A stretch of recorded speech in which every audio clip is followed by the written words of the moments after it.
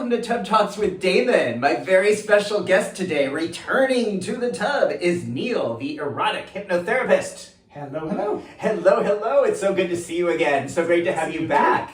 Are you comfortable? I am. You want to stretch out? As I can get. We're going to adjust, stretch out, whatever you like. Yeah, just stretch out. That'll We're do. good. Yeah. I just sort of fit into whatever configuration the guest wants, and then I just, continue to adjust accordingly. We're in the play. I'm so glad to have you back in the tub. I'm glad to be back. It's been a while. It has been a while. You were one of the first guests, and the link to our first interview is right down below on YouTube, but you were one of the first guests I had. And really one of the first people to help me understand what is so powerful about these words and what is so powerful about the message that I'm trying to put out. These, some of the ideas that we're going to talk about sexuality as this evolving, growing, learning thing that sometimes contradicts some of our cultural myths, I think is so powerful and so necessary since almost none of us got any of this education when we were kids, or young adults, or older adults. Yeah. I think a lot of this is starting now. So I feel so grateful that you're here and that I get to pick your brain a little bit and talk about these things. Yeah. Happy to be here. But before we get to that, I want to ask you, since it's been a year and a half since I've had you in this tub, what do you like most about your body? So last time, I recall I said that a lot of people like my chest, which, make sure the people can see. I want to make sure people get the full. It's hairy and people like it, and it's kind of muscly. Yeah. So that's the things that I've been working quite a bit on my abs in the last last years, but I think I've made some progress there. And when I eat properly, which is always a challenge, it looks pretty good, which I'm happy with because being in your 50s and having just flat stomach is already something that straight people don't usually have.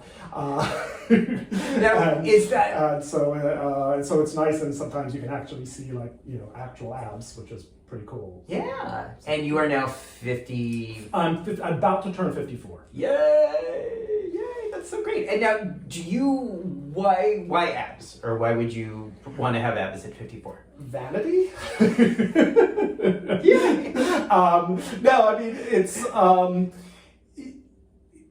think it gives me something to work out towards. It gives me it gives me motivation, gives me a goal, for starters. And also abs is not just simply lifting weights and working hard, it's also what you eat. And as you age, your health is also determined by what you eat a lot more than when you're, in your 20s, you can eat junk food and you'll be fine. When you're in your 50s, you have to watch your heart health, your brain health, all those things that diet makes a huge difference in.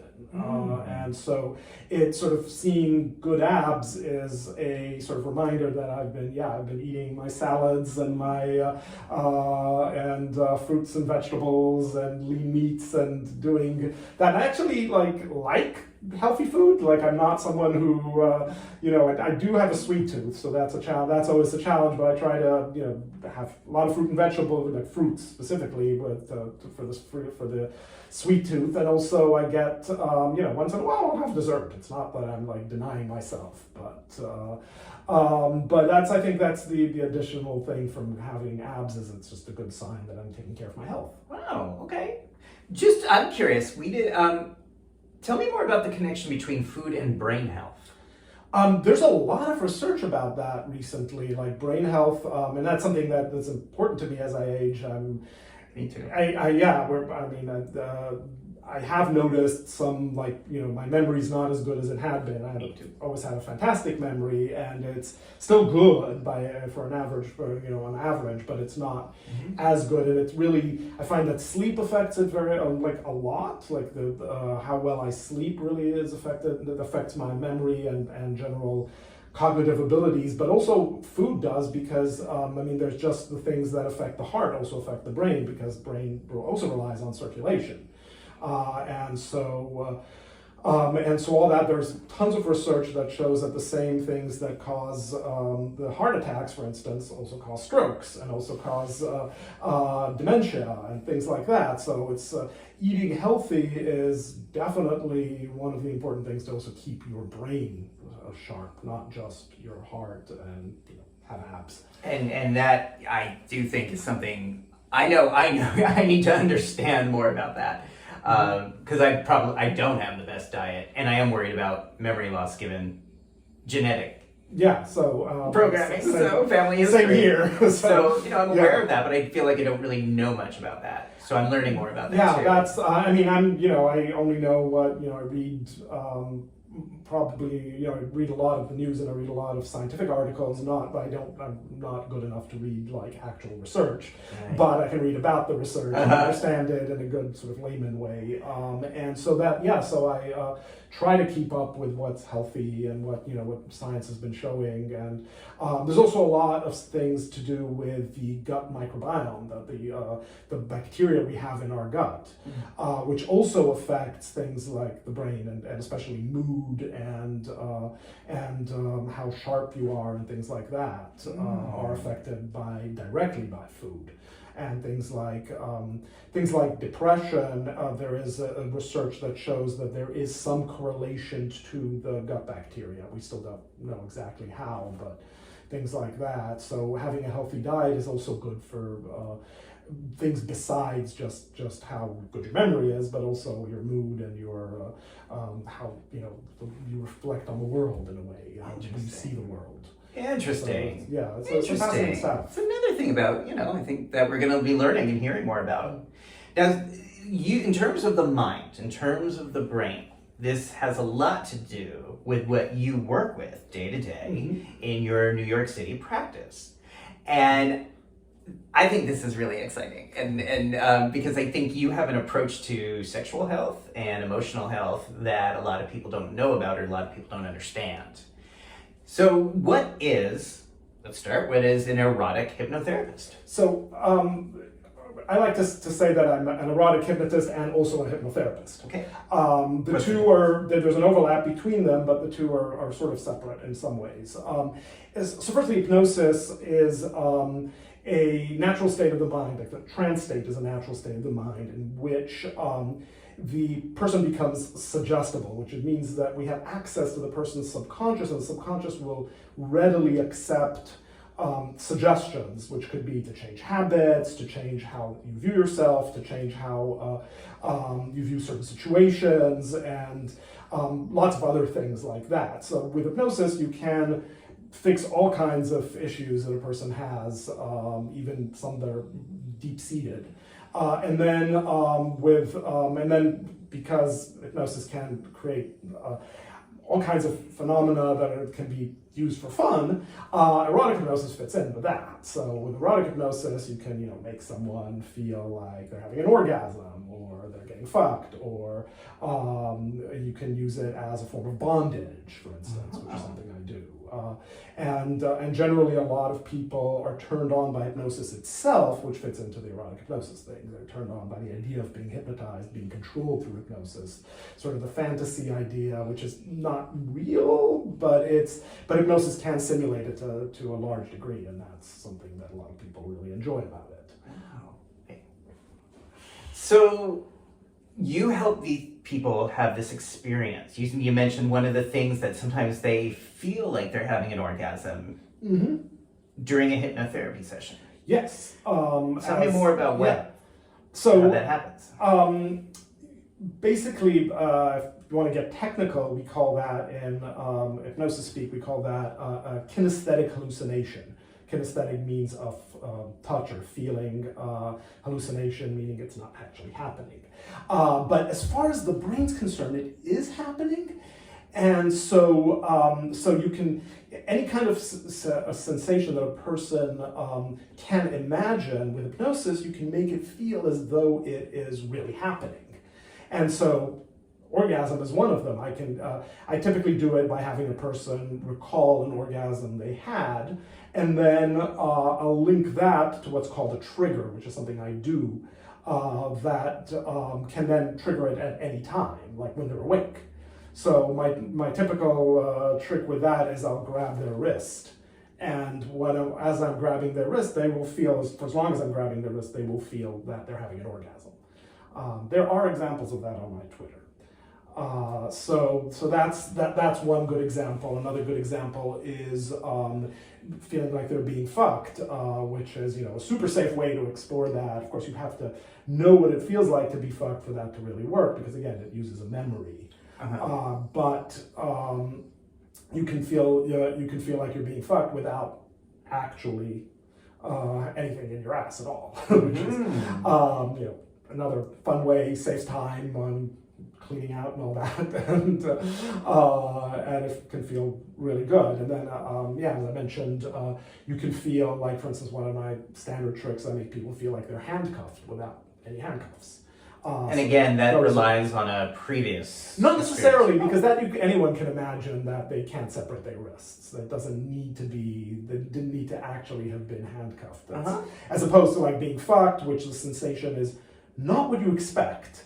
Like before you've ever been fucked, if you recall that, it's the sense that you don't really know what it's going to feel like, and it feels very different from what actually happens. So if a person hasn't been fucked, they can imagine something, but it probably won't be what they really would experience if they were fucked. So that's one of those experiences where people need a frame of reference. Yeah, in my opinion, again, everyone's different, so some people may be able to imagine something good, but I would say that that's something that I wouldn't attempt with someone who had never experienced the real thing. But handcuffs, for instance, yeah, you can imagine what it feels like. Okay, so people come to you asking for these experiences. Often, yes. And they're asking because... I mean, everyone has a different motivation. But I said the most common thing is people into BDSM, into being dominated, and hypnosis is just a really good way to do a dom sub scene without any ropes or chains or whips or anything like that, and you can just create that scene using just the power of the mind, the power of suggestion. Wow. And so again, a lot of people come to me to experience that. But then I also have people who are more on the vanilla side, less looking for BDSM and want to experience being fucked, having an orgasm. I can also enhance sensations, which is even easier to do with hypnosis, which basically anything that you can feel, you can just turn the dial up. So it can make someone hornier than they've ever been. Just power of suggestion. Okay. Just saying, you will be hornier and hornier every time I do something. You become hornier, for instance. Wow. Or I can make someone's skin feel more sensitive than it usually is. Just because again, they can feel it. Make their nipples sensitive, things like that. Wow. So all those things, people come to me for erotic hypnosis, and then some people just have very, very specific fantasies. Which hypnosis can be used to simulate, because a lot of fantasies are not doable in real life. There's a whole type of fantasy called microphilia or macrophilia, depending on which side you're on, which is people love to imagine that they're tiny and the rest of the world's huge, or vice versa, they're huge, the rest of the world's tiny. And that is something, of course, there's no way to do in real life. You can just imagine it, but you can't really do it. And with hypnosis, you can actually experience that, and it feels real for a little bit anyway, for a while. And that brings an erotic charge. Is that experience? For those people, yeah, because that is their kink. That is something that turns them on. There's there's basically kink. Anything can be a kink. So, and with hypnosis, you can live out kinks that are not, you can't really do anything with them in real life. Wow. So when people are having these experiences, are they actually having orgasms? Are men actually ejaculating during the session? Well, typically hypno-orgasms don't involve ejaculation for most people.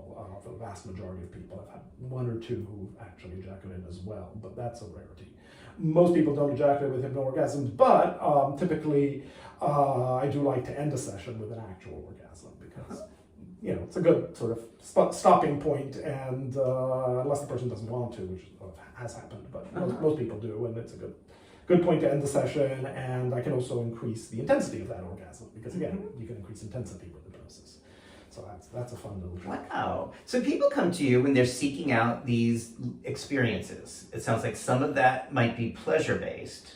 Absolutely pleasure-based. And I'm wondering, how about people who are coming from a place of trauma, or people who are trying to undo trauma? That's on the therapeutic side. I help people with a lot of sexual dysfunction, sexual trauma, and just not even sexual, non-sexual. It's on the hypnotherapy side. It's on the hypnotherapy Got side. it. Yeah. Okay. The thing is, because I do erotic hypnosis, people feel comfortable talking about sex with me.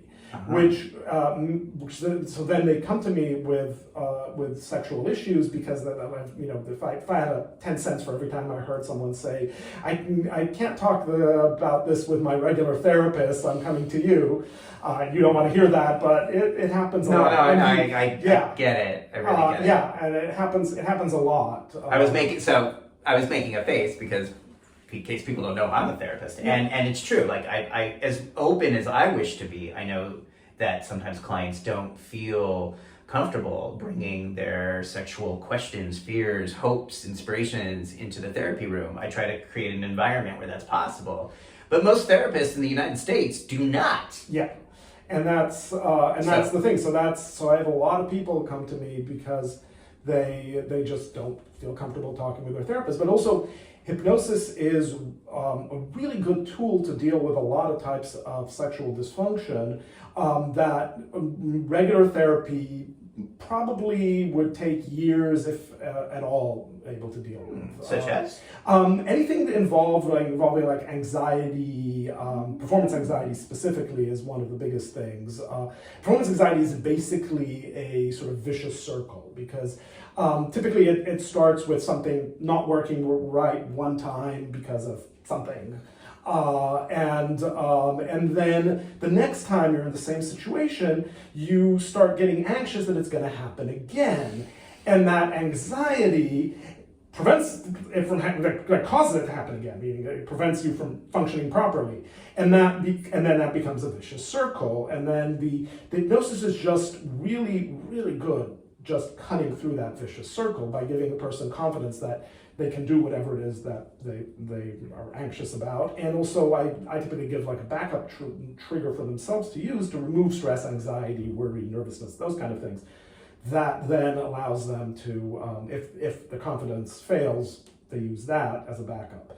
And that works usually 1, 2, most 3 sessions, typically can cure a lot of performance, like almost all performance anxiety. So when we say performance anxiety, what I was thinking of was, in that feedback loop, was I think what's typical for all men, or most men, is that, all right, sometimes you're having sex and you lose your erection, which is a really common thing, folks.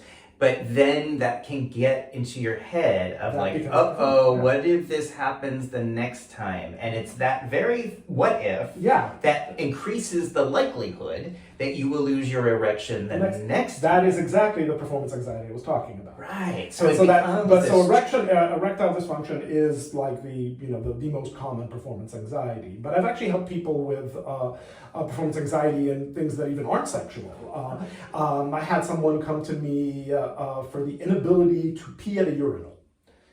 Oh, and that's a performance anxiety. Let's talk about that. That's a performance anxiety. It's this exact same phenomenon, and more so than erectile dysfunction is that there's no reason a person can't pee, because they have no problems peeing in their bathroom at home. Right. So there's like nothing there that is a real issue. It's all in their head. And it's a performance anxiety. They expect to be anxious, so they will be anxious, and that will and then that expectation is doubly the next time, and so forth, and it becomes a performance anxiety. And hypnosis is just great for that. So that's an example. Public speaking can be a performance anxiety too. That's true. That's another thing, is you get anxious for no reason at one time, and then you stumble, and then next time you're anxious because you're anxious. Yeah. And so forth. So that's another non-sexual example of performance anxiety. Then there are a lot more sexual examples of performance anxiety, like, for instance, inability to orgasm, which I mentioned last time as well. Right. And as I mentioned in pretty much every interview I have, I always mention that, because it is surprisingly common. There is there's no medicine for it. There's no medication that a doctor can give So you. typically, it's not popular. Viagra, Cialis does not address Quite ejaculation. the opposite. Viagra and Cialis will, for some people, I think the majority even, will actually make it harder to come. Say more. Yeah. How so? It just like increases the blood flow, therefore reduces some level of sensitivity. I've heard that from quite a few people that actually, let's say they have a harder time coming when they're on the various boner medications. So that actually can do the opposite. But a lot of it still is just performance anxiety because because again, it's you get in your head that you might not be able to come, and that makes you anxious. And of course, there is nothing worse for being able to come than anxiety. You have to feel comfortable to be able to come, and so then that goes into a vicious circle. And again, hypnosis is great, and I've helped people. I had someone a few years ago he was in his early 40s, and he had never ever had an orgasm in front of another person. Like, could not do it. Just performance anxiety. And we did one session. The next day he hooked up, and I got an email from him that it was the first time he was able to come with someone. So that was that was so rewarding to hear back. And again, so the reason was performance anxiety. Yeah, absolutely, just performance anxiety. I mean, again, it's another one. Just basically, it's the same as peeing in a urinal. Most of those people have absolutely zero problem orgasming when they're on their own because they're on their own, they're comfortable, they're in their space, and so forth. And then only when they're with someone, they get in their head, they get anxious, and then it doesn't happen. And it's and especially it's probably exacerbated by partners visibly showing that they're like want to get this over with. First the partner will come first, and then be like, okay, what are we, looking at their watch or something, and that just adds to the stress and so forth. And then they just, because of stress and anxiety, they can't do it. Wow. So let me tell you how I go about that in my work, and we can see how this is the same or different, or where there's overlap. Because when people come to me with that problem, I can't get hard, or when I do get hard, I can't come. What I tend to do is say, what if we explore the menu of options available to you and your partner for erotic touch and pleasure? What if we take out the shoulds and take out the goals and say that, goal-oriented penetrative sex is actually sometimes a boner killer? Because that's what's represented in arts and media and porn, is this idea that ejaculation and coming is the goal. But what if we considered that there was more of a spectrum of pleasure and joy and fun and play that's available to human beings over the lifespan, and kind of take the should and the pressure off the hard-ons and the coming? What do you think about that? I think that's great, and I think it's also like it's true in beyond the specific sexual dysfunction that a person may have. It's true for everyone. Everyone shouldn't use that word. You got it that time.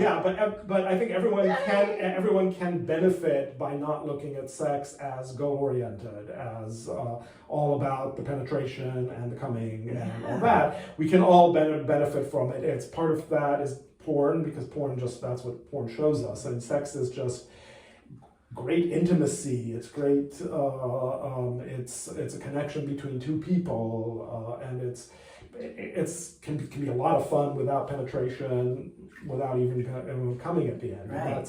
And that is great, regardless of person's particular sexual issues. But and I also do tell that to people. I also say that when I'm talking to the person at the beginning of the session, I will also mention that you don't have to focus on this thing. But people come to me to solve specific problems. Right. That's the difference between hypnotherapy and more generalized talk therapy, is that with hypnotherapy there's typically a goal. People come for solve X problem, change this habit, improve this performance, things like that, and so my sessions tend to be goal oriented for most people, and so I work on solving the particular problem. And a lot of those problems, as I said, they are in the person's head. Specifically, we should also have a bit of a disclaimer here. Some erectile dysfunction is caused by physical issues. As we age, also physical issues are more likely that will prevent erections that are as strong as you want, or aren't as frequent as you'd like, and so forth. And so I always recommend when someone tells me that they, especially if it's an older person, I'll say, well, go to your doctor first. Get it all clear. Make sure that the issue is not physical, doesn't have a physical component, and then we can do a session, because you will always have performance anxiety, because the physical issue will cause the performance anxiety. So even when the physical issue is solved, you could still have problems because of that performance anxiety. But that's sort of just an aside, and important to note that physical issues do exist. But I think both things are true. You can also, change the way you look at sex and don't look at it as goal-oriented as much, and then also work on the anxiety that gets you there, your approach to that really is good also for reducing anxiety. But it also requires the partners to be in on it. If the partner is still very goal-oriented, then it doesn't really help that. And of course, someone who is hooks up, or doesn't have a regular partners, then that can be a challenge as well, because then they have certain expectations of, bang and we're done kind of thing, and so. And to be clear, I absolutely totally respect what people want, and I know that sometimes people have come back to me and said, okay, that's great, I love the menu, but I still want the main course, or what they call the main course, or they still want the option of being able to get hard and ejaculate. Yeah, and it's also, there's a culture, and it's hard to change the culture. Part of certainly porn creates a lot of that culture, but I've met people who have, for them it's not sex if there's no penetration. Like literally, they don't use the word sex for oral sex. Bill Clinton. Yeah, exactly. It's Bill Clinton. It's like there's other. It's maybe a straight person thing, but like it's. But I think but a lot of gay people have that approach as well, and I'm not a fan personally, because I don't need anal sex personally. Like I'll have it once in a while. It's good. It's fun, but it's so much work. Like 90% of the sex that I have is oral, and with a lot of kink thrown in. But it's oral is definitely enough to satisfy me. And even with especially with kink, ejaculation is not doesn't always have to be the end goal of it as well. Because with kink, the whole point is the headspace. It's the headspace we get into, both the sub and the dom, when you're doing a dom sub scene, and that is that's often enough to satisfy. Yeah, so. Wait, you were saying the anal sex though is a lot of work, but you're more of is it more work as a top? It's work as a top too, but I'm actually versatile. As a top, what's the word? I'm actually versed. Okay. But as a top also, the top bottom has a lot of work, and for me, even when I'm topping, I also get the performance anxiety aspect of it as well. I suffer from it too, because and especially if the bottom is kind of tight and needs loosening up, and that, then it's also, I start getting into like, am I hurting him?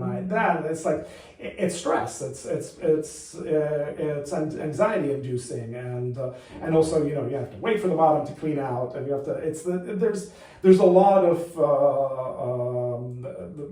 of things behind it. Like my boyfriend and I have been together now for 2 years and over 3 months, and we have had anal sex 4 or 5 times in that time, because it's just he loves it, and we do it and he's mostly a bottom, but he's topped me on a few occasions, and I've topped him on a few occasions. But that's sort of kind of just about it. It's like it's just a lot of work to clean out and to get prepared for it and so forth. And then so it's so it just doesn't happen every time we meet. And was that agreed upon when you first started seeing each other, that like, hey, we can enjoy a lot of things, but anal's not going to be the main course? I won't say exactly agreed upon. Firstly, we kind of fell into a relationship. So it wasn't, it was sort of pandemic fuck buddies that turned into a full-time relationship, and that is like super satisfying, and I'm super happy. But it's just, it wasn't, we didn't meet to go on a date or to that. We met as sort of like, let's have some fun during the pandemic, because we're both taking it seriously and having, getting tested regularly for COVID and getting not seeing many people and so forth. So it was like, it was a good match. And then he started sleeping over every weekend, and it turned into like, okay, we don't want this to end.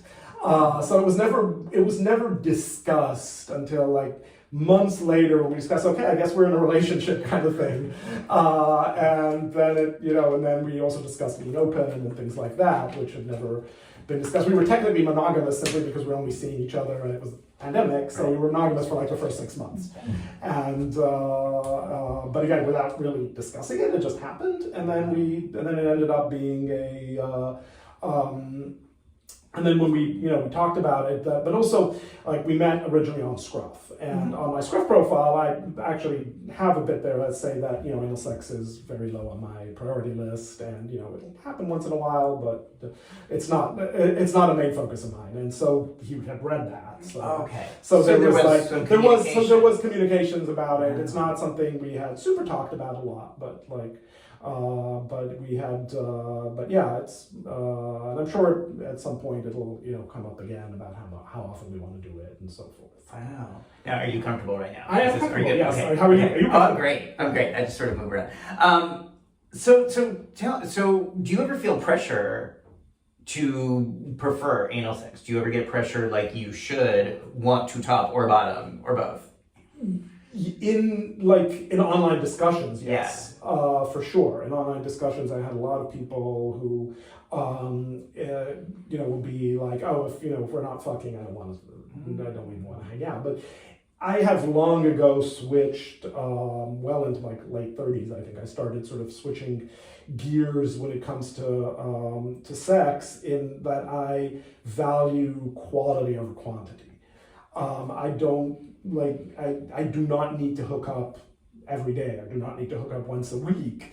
I typically, besides the boyfriend, I actually see someone else maybe once a month, maybe at most. That's kind of the level. Sometimes it'll be like, 2 in a week, and then I won't see anyone for 2 months. But it's sort of like, it's not the highest priority for me. And when I do see someone, I want it to be a good match. And so I will talk to a person for like sometimes weeks or months before meeting online, and sort of get a feel for them, and then have coffee and see if we're on the same page. Because also, most of my outside the relationship sex is kinky. And kink requires negotiation and requires trust. And so that's another reason why I want to meet for coffee first, and want to talk a lot and get the feel for what the person is really into, what they want out of me. Wait, you want to have conversations before having sex? Yes. People do that? Yeah. In New York City? Yeah, well, that's the thing. As I said, it's wow. It's quality over quantity. I love that. No, I really love that, because I love that you're being very clear. You're like, this is what I want. This is what I deserve. This is what I'm going to create, and I'm willing to go without, but I want quality over quantity. Like my profile on Scruff is a good 7-minute read. So like if someone has which is pretty much all people want to have sex for. Yeah, well, that's the thing. Well, yeah, it's like, yeah, it takes more time to read my profile than for the actual hookup. But yeah, it's like but yeah, it's like like put in the work. It's like read it. You know, someone that like I'm interested in, someone who will read the profile, will be able to engage with me in smart conversation, intelligent conversation, and have that discussion about limits and desires and all those things. And so it's not a fast process. And I really like, you know, it's like if I just want to get off, I have my hand and some toys and whatever at home. I don't need to get off with another person specifically now. It's just like I'm just not wired like that anymore. In my 20s and 30s, absolutely that. But towards my late 30s, I discovered that I was, you know, what the kids today call demisexual. And I'm not 100% demisexual. Can you define that? So demisexual is I actually don't buy the whole theory around it, but I don't think it's a sexual orientation, but it is a sort of personality type of someone who needs a connection to have sex. Mm-hmm. And some people even define it as a connection to even be attracted to someone, mm-hmm. which that's not my case. I can definitely be like, ooh, that's a hot guy, I want to fuck him, but it won't be but I will not unless I really know it, because it just doesn't turn me on just having like random sex. With that said, there are situations where, you know, if I'm at the steam room at the gym, which hasn't happened in a while because our gym does not have a steam room, we go to the same gym. But when I went to a gym that had a steam room, you know, like fun times in the steam room at the gym for you know, was definitely cracked open my demisexuality. So those are the kind of situations where there is where a connection isn't really necessary. But for most things, if I'm actually planning to meet someone, I need a connection. What do you think about the term sides? I like it. I think, and I know quite a few people like that. I'd say I lean side, but I'm not 100% side, because again, I will have anal sex once in a while. Mm-hmm.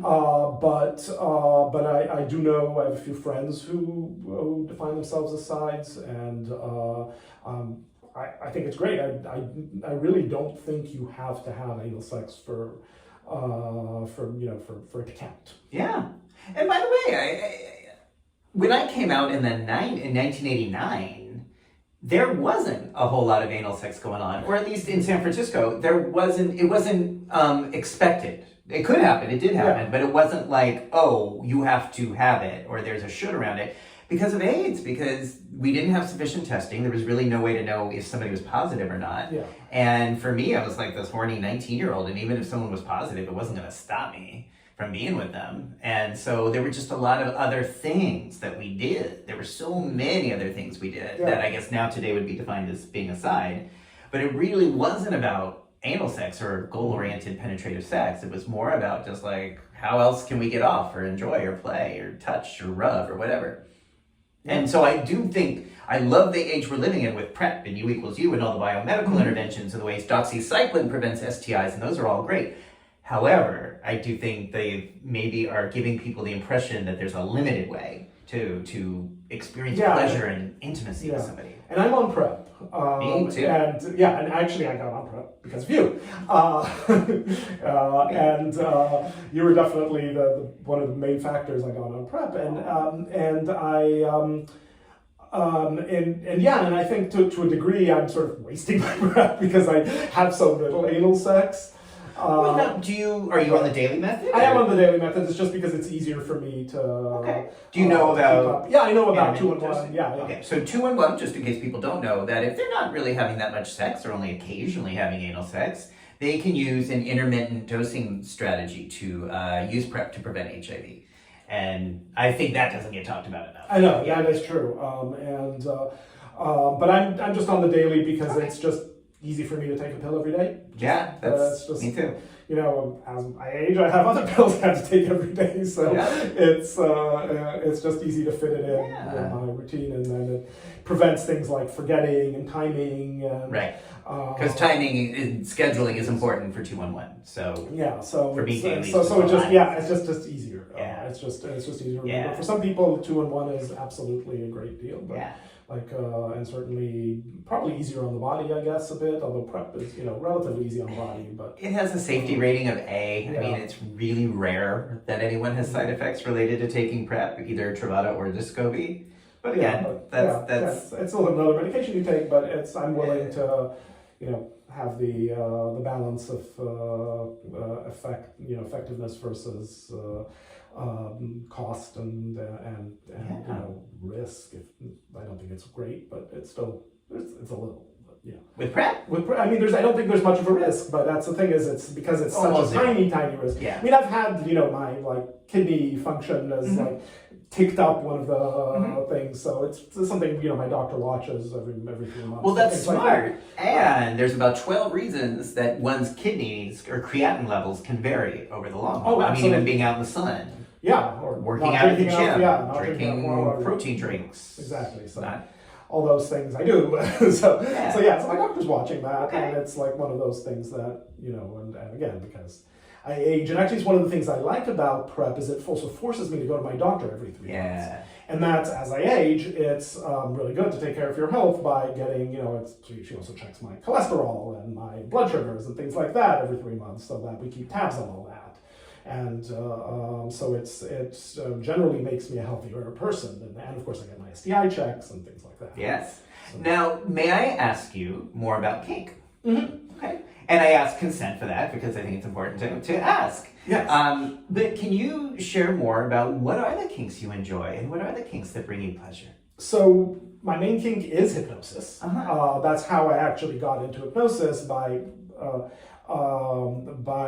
through finding out about it as a kink and finding that it turned me on. Receiving it or giving it? No, giving it. Giving it.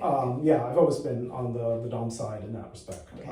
And a few other minor kinks, but that's sort of a big the big kink and what most of my kink scenes are. And basically similar to what I do in my professional practice, I will, when I'm playing with someone, I will do dom sub scene, hypno bondage, what I call. I said like things like but having a person imagine that they're handcuffed or frozen in various ways and immobilized, things like that. And those are the kind of things that I also do for fun. The difference is, of course, when I do it professionally, it's a little more hands-off. Whereas when I'm doing it with play partner, then it's there will be sexual contact. So that's kind of the difference. But that's and of course, even with a client, there's negotiation and pre-discussion and everything like that. So certainly with a play partner, even more, because then my agenda also comes into play when I'm doing a scene as a dom. It has to be a scene that turns me on as well as turns the sub on, and so it has to. There's that's part of negotiation is what overlap do we have in our turn-ons to make it a scene that's hot for both of us. Wow. Whereas when I'm doing it with a client, it's all about the client's pleasure. Okay. How did you discover this kink? How did you find it for yourself? So it was around the year 2000. I worked in tech at the time. I had a rather boring job, and I had my own office, and so I just was surfing the net during the day because I had nothing else to do in between things that I had to do, but there was much to do. And at the time, there wasn't even firewalls that prevented you from looking at the seedier parts of the net. This was 2000. This was relatively early internet, and I found this forum online about hypnosis and sex, and it was instant boner material. Because I'd always had an interest in hypnosis. I remember even as a kid taking books out in the library, about hypnosis, and it had always interested me. It's been there in the back of my mind, and this was like, oh wow, okay, now I get where that interest was. It was actually sexual, but I hadn't realized it, and so then I decided to study it, and then I started getting a lot of practice. You live in New York City, and it's not difficult to find people to practice on. And I also took a hypnotherapy certification course because that side interested me as well. And then just did it for fun for 7 or 8 years until I eventually just got fed up with the tech world and switched to doing it full time as that. So I still play with it, not as often as I did previous to switching to my job. But that was, but yeah, it's. It's great because I feel like also a more integrated person in a way. I don't have a separate, like, this is my sexual side, this is my professional side. I'm sort of a lot more integrated. Of course, with hypnotherapy clients, I'm a lot more professional, but still, I'm open about the fact that I do erotic hypnosis, so it's not that I don't have to hide that part of myself.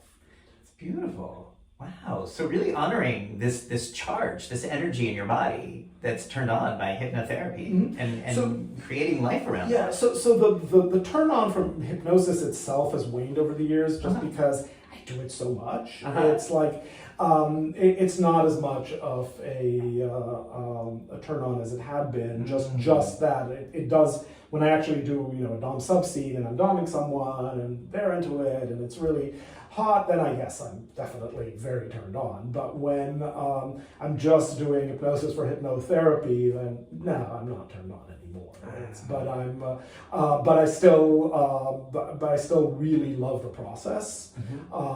It's fascinating because everyone is different, and every single person responds differently to hypnosis, responds differently to different suggestions, and especially when I'm doing erotic hypnosis, people respond to the various triggers that I like to use, and in different ways, and it's always fascinating. So for me, every session is like cracking a new code.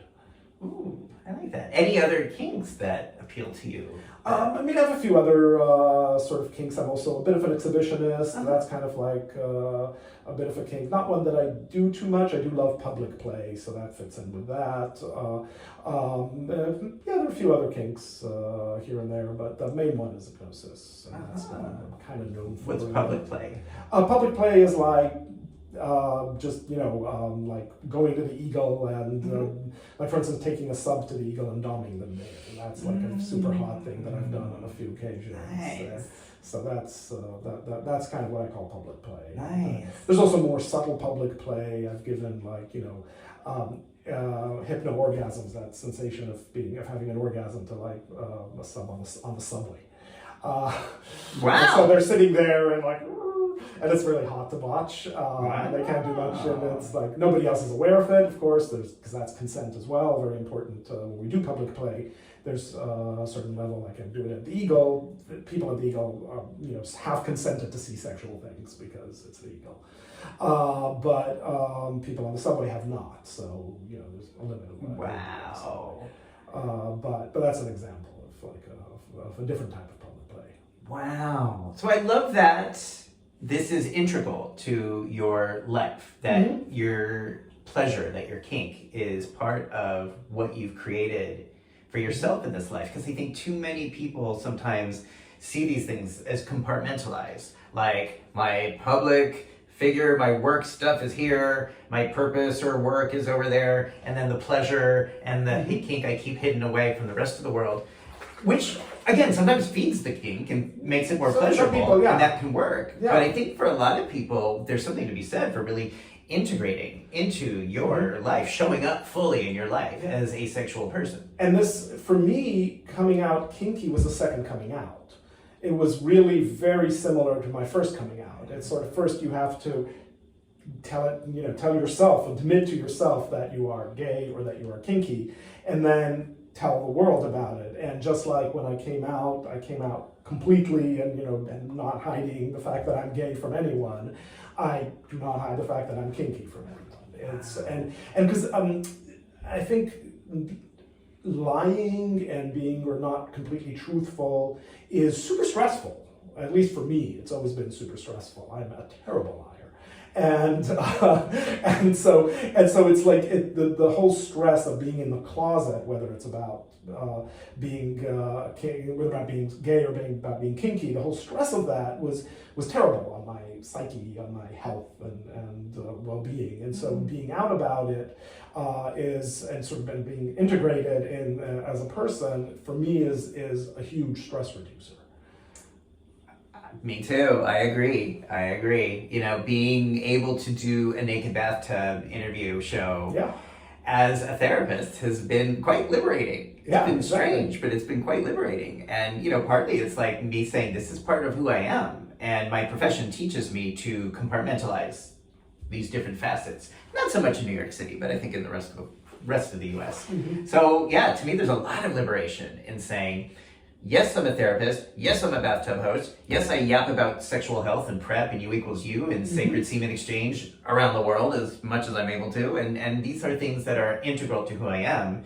Therefore, they inform my personal and professional role. Yeah, and I think that is just healthier overall. Just being open about who you are is just so much less stressful than. It's so much easier. Yeah. But I understand too. Like I'm coming at that from a place of privilege to be able to do that. Because a lot of people live in areas where they can't do this, or they can't have bathtub conversations with me and still keep their job or keep their livelihood. And that's sad, but I understand that too. And everyone's at a different point in their life. Some people may yet get to the point where they're out and proud, and they just haven't gotten there. And there's no, right time to do it. So but a lot of us, I think I found, and a lot of the guests I've had on the show, it's really in the 50s and 60s, maybe even the 70s, that people come into that for a lot of folks and say, A, this is who I am. I'm not going to apologize for being a sexual person. I'm getting so much more attention now than I did earlier in life. And we lived through the worst of the AIDS crisis. So let's play, let's celebrate, let's engage, let's integrate all of these aspects into our relationships. I love that. I'm so excited about that. If I were to ask you, what do you think is the number one misunderstanding or myth that gay men have about sex or their bodies? What would immediately occur to you? Well, what we were talking about earlier about performance and sex has to be anal sex and has to end in ejaculation and so forth. Yes. Those are definitely a huge myth. And I mean, there's also, I think, a myth of beauty and what looks good is an absolute, where it isn't. It's literally some people have a especially this, you see this in straight people, but gay people do it too, is sort of they have a score for everyone's looks, and it's sort of they do it subconsciously, as this guy's a 6, this guy's an 8, this guy's a 10, they'll do it, and to them it's objective, but it's not. There's no such thing as beauty. Beauty is in the eye of the beholder. It's absolutely comes from from what we grew up with, what we see in the media, what we see, what other people show, especially now on social media and all that. So we sort of internalize what is hot, whereas it's there's no absolute. There's no this is beautiful, this is ugly. There's no universal consensus. There's no consensus on that, and it also changes over time. Like what society's standard of beauty has changed over time. If you look at pictures from 100 years ago about what they thought was beautiful would be not very attractive by today's standards, and that doesn't mean those people weren't beautiful. It's just that that's it's just standards have changed in society, but also societal standards are just, that's what they are. They're just society. They're not individual. Everyone is beautiful to someone. Yes. And we should all be happy with how we look and how we present to the world, and there will be someone who will appreciate, and this is one of the things that as we age, because we talked about this last time as well, is how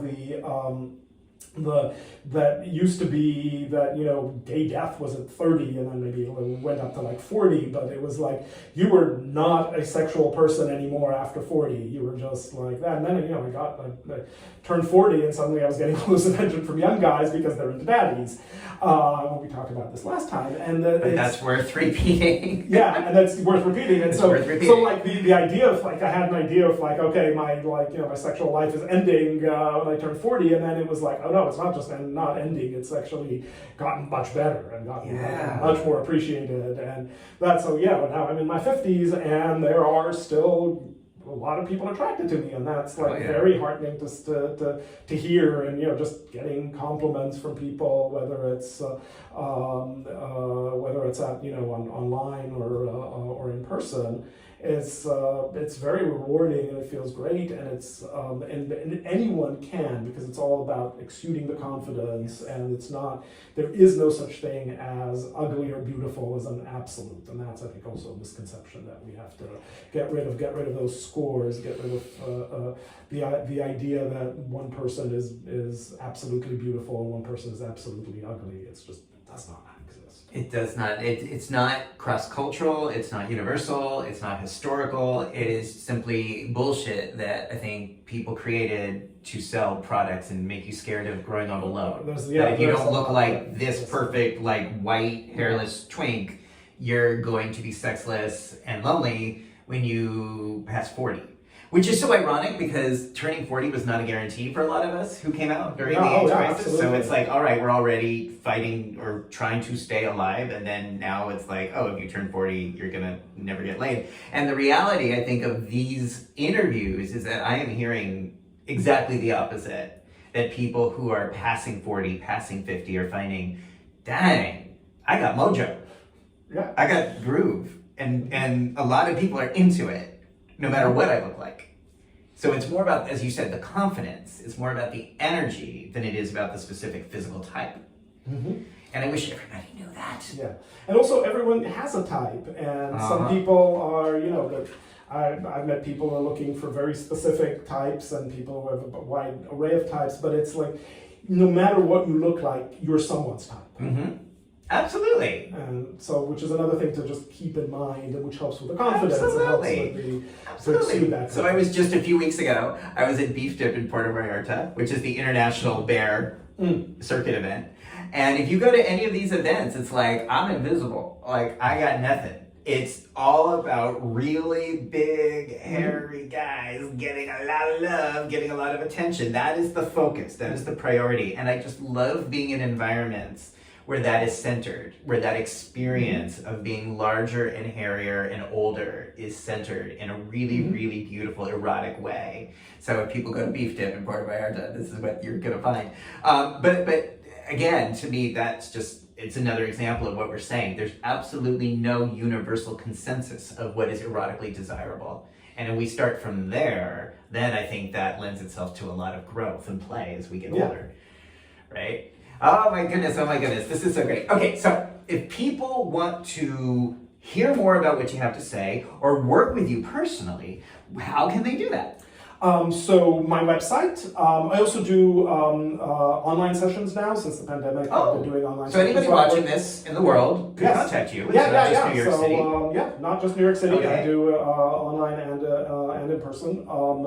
It's my website is erotic-hypno.com. Okay, that's right underneath here. You're on YouTube. And if you want to see some like how I use hypnosis for doing all kinds of hot scenes, my Twitter has a lot of videos now. It had a lot more than it did a year and a half ago. So that's my Twitter is erotic_hypno. Beautiful. And that, again, there will be a link. Beautiful. Well, thank you for coming back to the tub and sharing these ideas. Thank you for having me. This It was to a lot me of is fun. so exciting. And the ducks. And, I think if we have these conversations, we can just keep getting older and learning more ways to grow and connect and play and subtract or minimize the performance anxiety, the shoulds, the shame. That is what I think we could do through these conversations. I hope so. If people want to see more of these conversations, go to Tub Talks with Damon or press subscribe down below on YouTube, and you'll get more. There's about 90 of these conversations now. 90. You were like in the fourth one, I think, or the fifth one, but now there's like 90. So watch more Tub Talks and have these conversations with your friends in your tubs or wherever you have conversations with your friends. Ask them what they think about these things. All right, everybody. Thank you. Bye.